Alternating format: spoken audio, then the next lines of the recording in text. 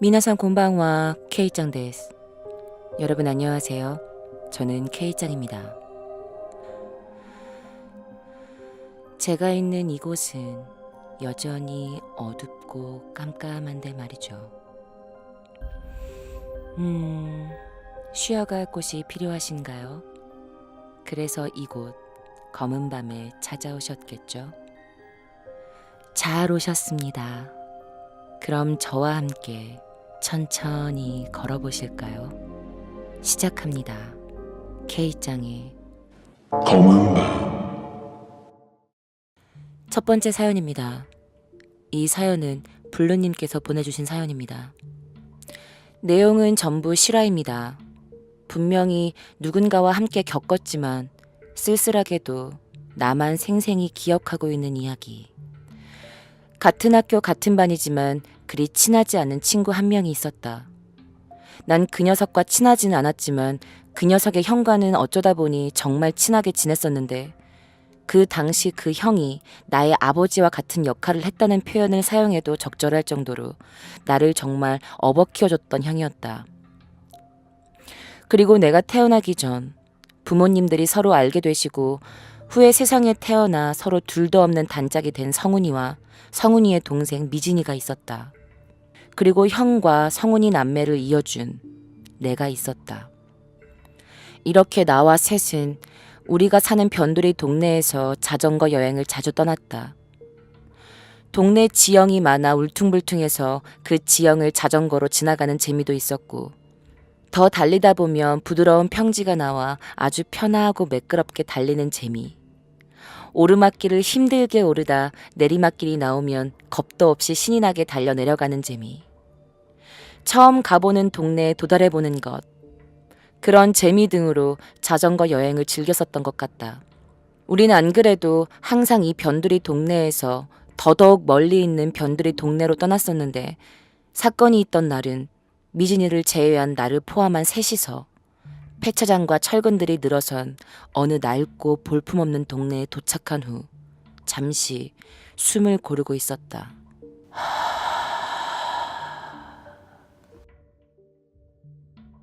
이렇게 낯선 동네에 찾아오게 되면 항상 아랫도리가 안절부절한 느낌이 전해지곤 했다.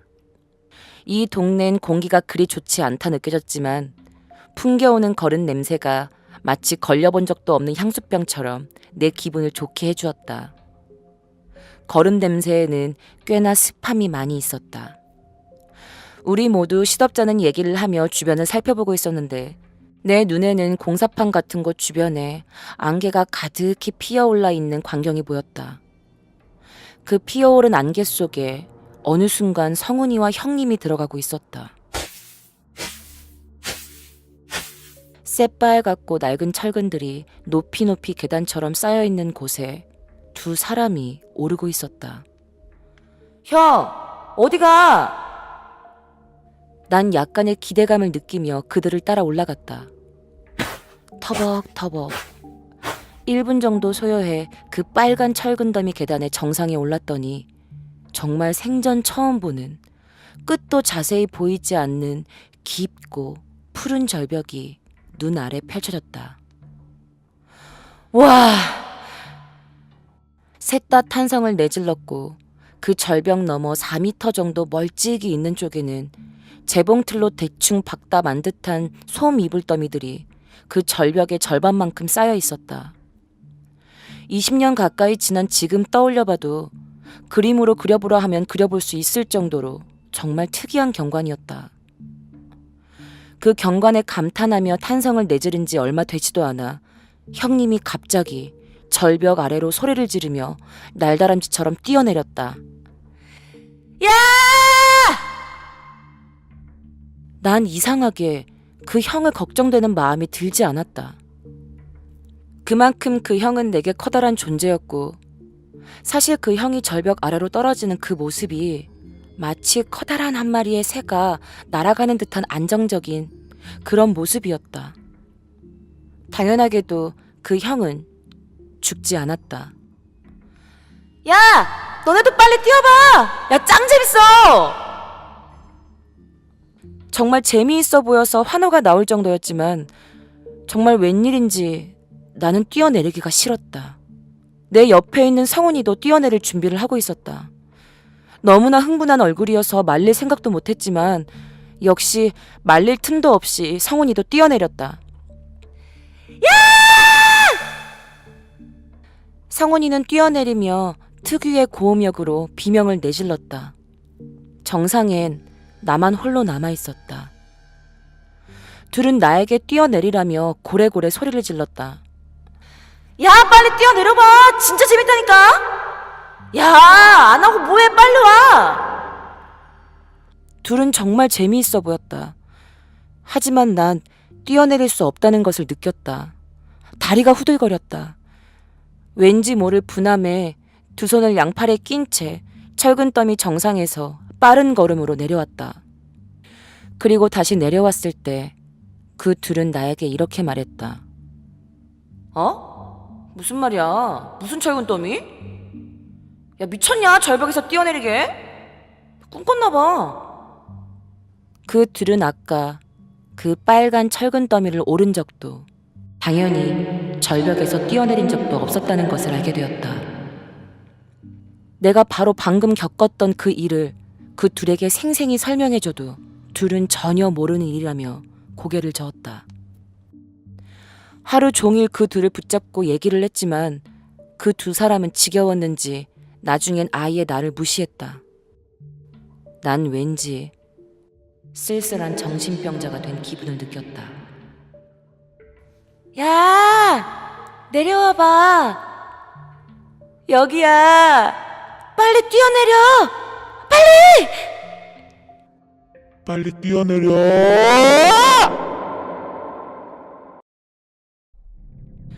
두 번째 사연입니다. 이 사연은 박일애님께서 보내주신 사연입니다. 안녕하세요. 서울에서 거주 중인 29살의 박일애입니다. 때는 초등학교 5학년 여름방학. 집에서 놀기도 질렸고 부모님이 보고 싶은 마음에 수선실로 연락을 드렸어요. 엄마, 오늘 일 많이 안 바쁘면 나 공장에 놀러가도 괜찮아? 아, 놀러와봤자 할 게 뭐 있다고. 그냥 집에 있지. 너 와도 엄마 너 못 챙겨줘. 괜찮아. 롤러브레이드 타고 호수공원에서 혼자 놀 수 있어. 한참 때를 쓰고 허락을 받아 신나는 마음으로 부모님의 수선실에 있는 정발산역까지 전철을 타고 갔어요. 무사히 엄마를 만나서 가게에 갔고 아빠와 함께 일하고 계시는 선생님들께 인사를 드렸습니다. 부모님 주위를 돌아다니다가 롤러브레이드를 타고 서점에 가서 신나게 놀다 보니 어느새 해가 져 있길래 저는 수선실로 돌아갔습니다.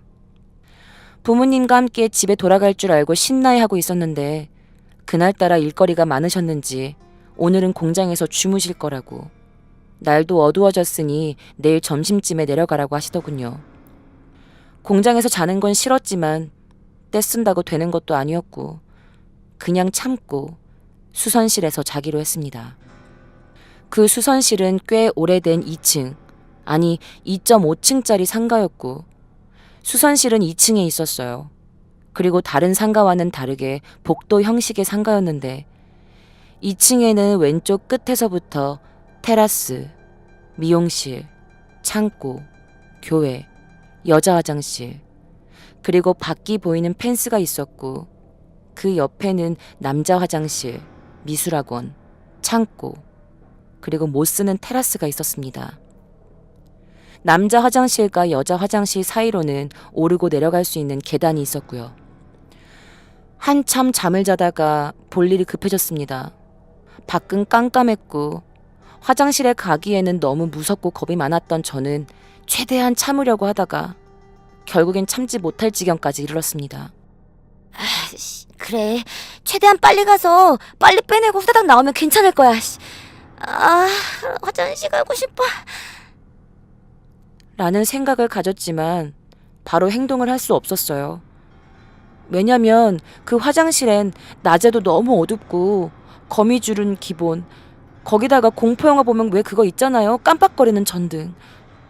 그렇게 30분 정도 더 참다가 바지에 조금 지렸다가 부모님께 혼나는 게 더 무서웠던 저는 그냥 화장실로 있는 힘껏 달려가 볼일을 끝마치고 손도 씻고 나오면서 속으론 굉장히 만족해했습니다. 그래, 역시 난 남자야. 이 새벽에 이 무서운 화장실에서 볼일도 다 보고 거기다가 손도 깨끗하게 비누로 씻고 나왔어. 완벽해. 이제 빨리 돌아가서 편하게 자야겠다. 하며 수선실 쪽으로 2걸음 정도 내딛는 순간 밖에서 이런 소리가 들렸습니다. 이래야, 이래야. 하는 소리가 들리는 거예요. 이미 화장실에서 볼일을 끝마친 저는 겁도 다 풀렸는지 소리가 나는 쪽을 향해 고개를 돌렸습니다. 그런데 저쪽 펜스 쪽에서 양 팔을 벌리고 누군가가 서 있었습니다. 뭐야, 누가 이 늦은 시간까지 집에 안 돌아간 건가? 라며 억지로 무시하고 다시 발걸음을 옮기는데 이래야, 이래야. 하며 또다시 제 이름을 불렀습니다. 아닐 거야. 누군가 나랑 똑같은 이름을 가지고 있는 사람을 부르는 거겠지. 아닐 거야.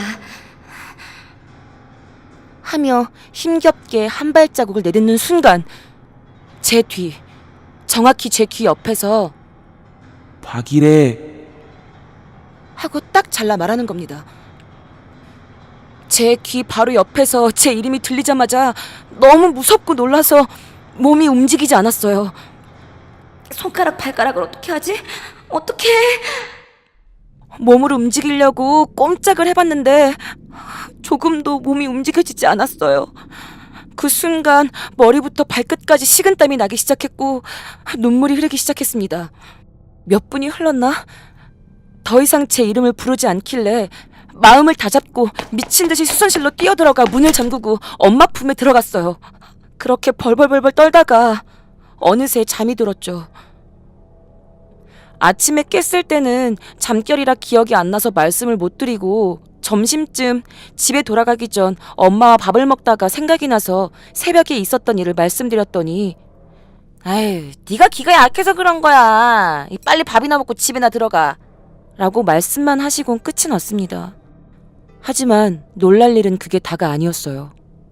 그 상가에는 엄마 친구분이 한 분 계셨어요. 왼쪽 끝에 위치한 미용실 아주머니. 그날도 어김없이 점심을 드시고 친구분과 커피 한 잔을 하시다가 갑자기 제 생각이 나서 한숨을 크게 내쉬며 아유, 막내놈이 사내놈인데 기가 약해서 큰일이야. 아니 글쎄 어저께는 라고 운을 띄우시며 제 이야기를 하셨대요. 당연히 친구분께선 아유, 아들 몸이 그렇게 약해서 어떡해? 아니 어제 우리 공장에 놀러 왔다가 일이 많아갖고 집에도 못 가서 여기서 그냥 재웠거든. 근데 화장실 갔다 오는 길에 누가 지 이름을 불렀대나 어쨌대나 막 무섭다고 찔찔 짜는 거야. 어머니의 말이 끝나기 무섭게 친구분의 얼굴이 하얗게 굳어지기 시작하더랍니다. 그리곤 조용히 하나의 이야기를 해주시더래요. 친구분이 미용실을 하기 전에도 어떤 사람이 미용실을 하고 있었다고 합니다. 그때 내가 운영하기 전에 말이야. 사실 이 가게 어떤 아가씨가 운영을 했었거든. 그러다가 매번 찾아오는 단골 남자랑 눈이 맞아서 서류 합의하에 같이 살기로 했대. 그래서 우선 혼인신고만 하고 같이 살자. 돈이 모이는 대로 결혼식을 하자. 이렇게 해서 서로 오케이해서 같이 살게 됐는데 혼인신고는 굳이 남자가 하겠다고 하더래. 남자가 출근길에 지가 하겠다고. 근데 여자는 알겠다고 하면서 편하게 미용실을 오픈을 했다는 거야. 그렇게 한 달쯤 지났나? 아가씨가 그 남자한테 물어본 거지. 혼인신고 했냐고.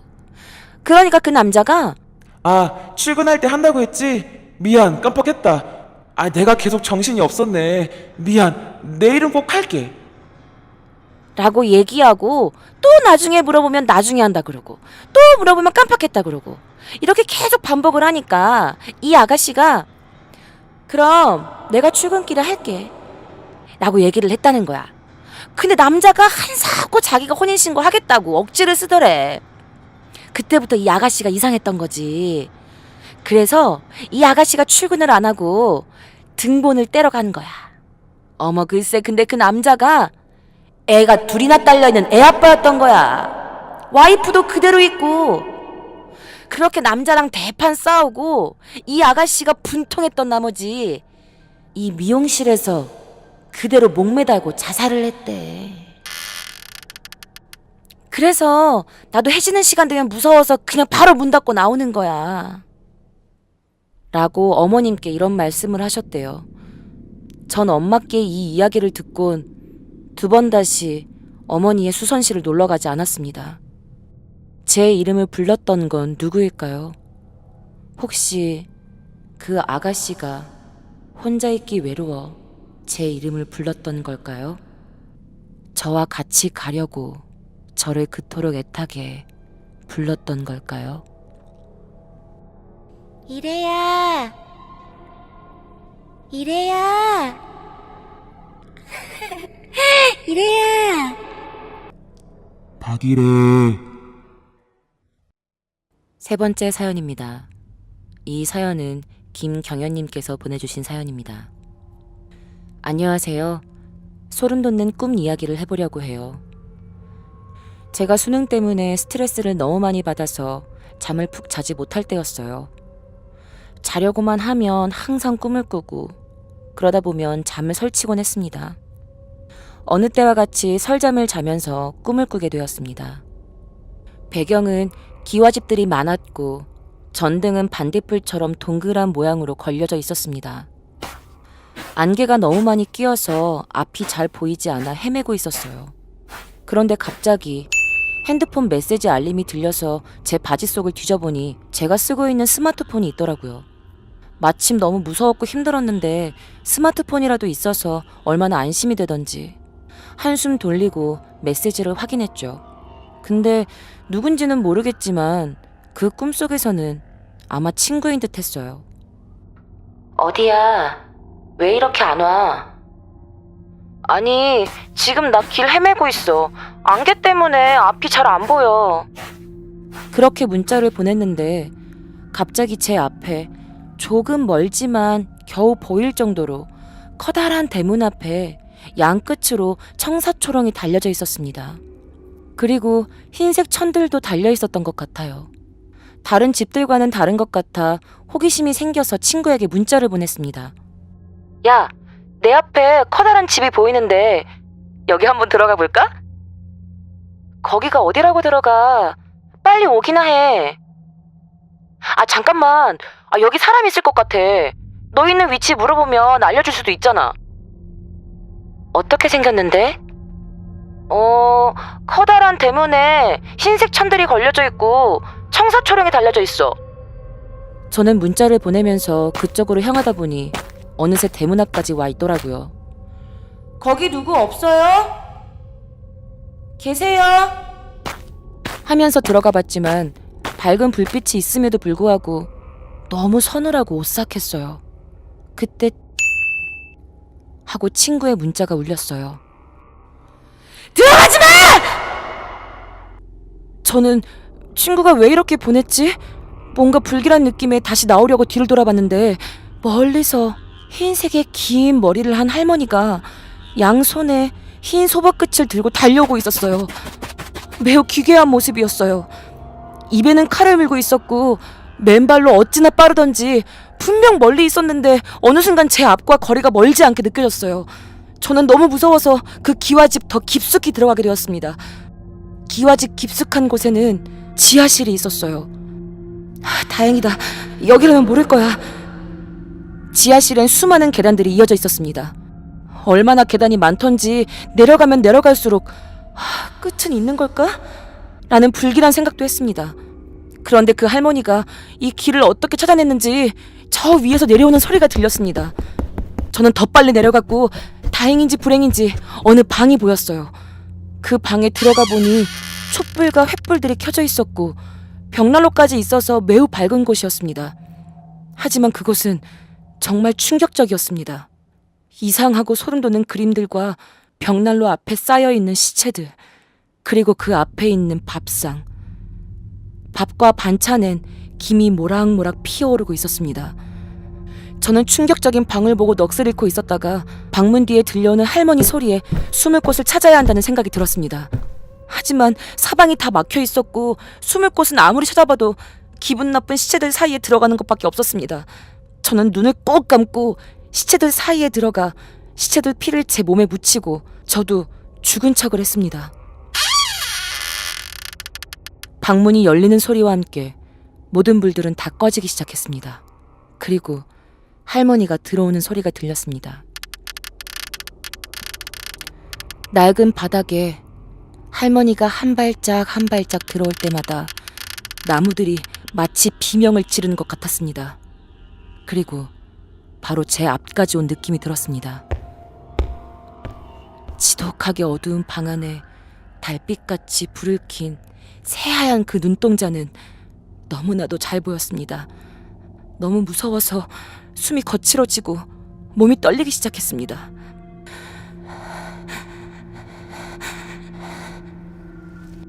하지만 할머니는 제가 보이지 않았는지 코로 킁킁 무슨 냄새를 맡곤 나가버렸습니다.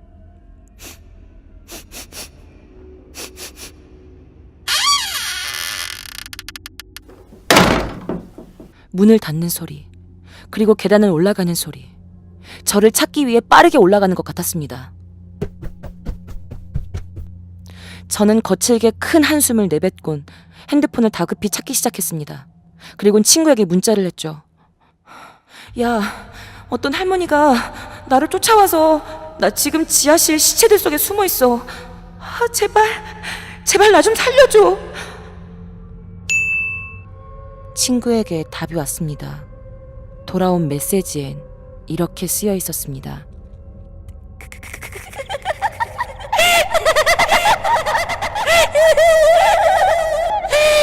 거기 있었어?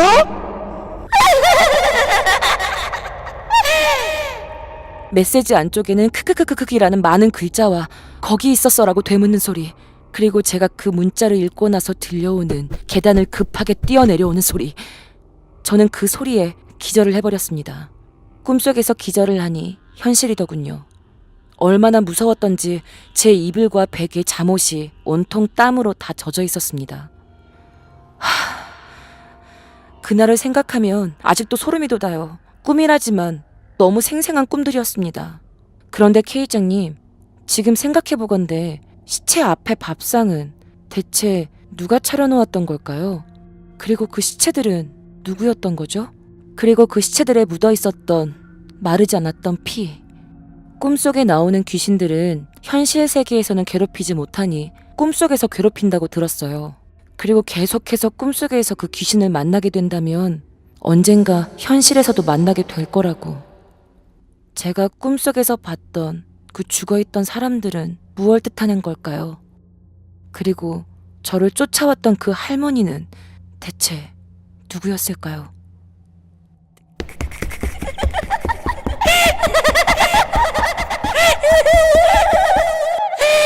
거기 있었어?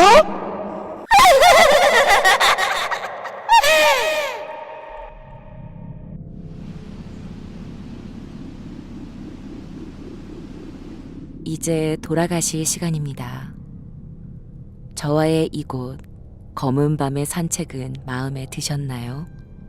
쉬고 싶을 때, 지쳐 있을 때, 혹은 저의 이야기가 듣고 싶을 땐 언제든지 이곳 검은 밤 속으로 들어오세요.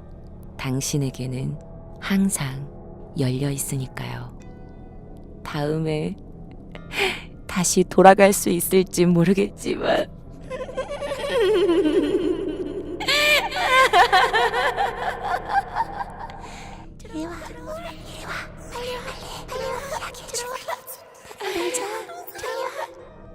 가지마!